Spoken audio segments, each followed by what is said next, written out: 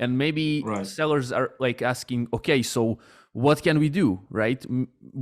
How can we battle that? You've touched on cash flow beforehand, like maybe because we were not able to predict, and sometimes we really can't predict a war, pandemic. So how can we at least, or like how can we even navigate through that, right? And I have something like a little tip from myself that helped me survive this and still stay in business with my business, is negotiating better terms with suppliers and with the freight forwarders. All right. So for example, and I'm Right. talking cash flow terms. So for example, we're ordering, let's say 5,000 units of a product. Yes, we can pay for them straight away. The normal 30-70, which many sellers start from, like 30% today, 70 once it's Right. finished, which is Right. okay. That's fine. But maybe not from the first order, but maybe yes. It depends on you, your company, what you represent. But maybe you pay big order, you pay 20%, and then the rest of 80% you pay on demand. So let's say we finish all the production, we pay 20%, and then on demand, without paying today, we will be able to pay the rest of 80%. So let's say we still have goods in the warehouse, and after 3 months, we need an extra 2,000. Only then we pay the 80% and ship them out. This helps us have money on hands, because from what I've learned, and again, we're not a huge business. Let's say last year, our Amazon business did in sales $372,000, which is not a lot. It's a mid six figure, right?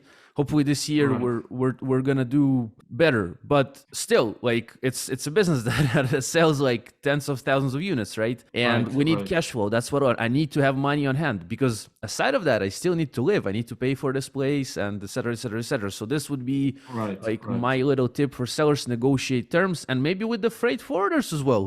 Like I know the freight forwarder also wants the money now. Obviously, everybody wants to get the dollar bills, the green dollar bills today, but we have to help each other here, right? So we try to negotiate some things. It also depends on relationships. But so these are like my tips. What do you think, Amit, from your side?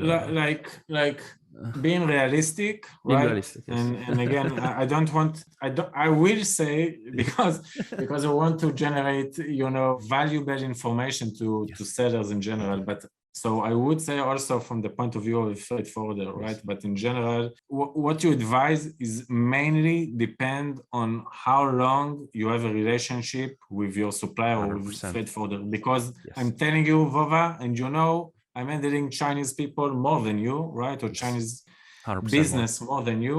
There is zero chance that you will be able to negotiate such term with suppliers, with new suppliers. Maybe if you are working with them 2-3 years, yeah. But Yes. for new suppliers, it will be just like 0% to have such a commercial term. But yeah, maybe what a seller can do, they can try to negotiate better on the cost itself, right? Negotiate with freight forwarders.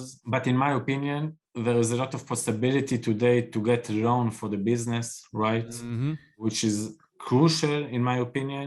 But in general speaking, in my opinion, the best advice we can give them is, listen, if you are a new seller, is one story, because you don't have to have inventory on stock. But if you are an ongoing business, so in my opinion, the best thing to do is start production earlier as possible.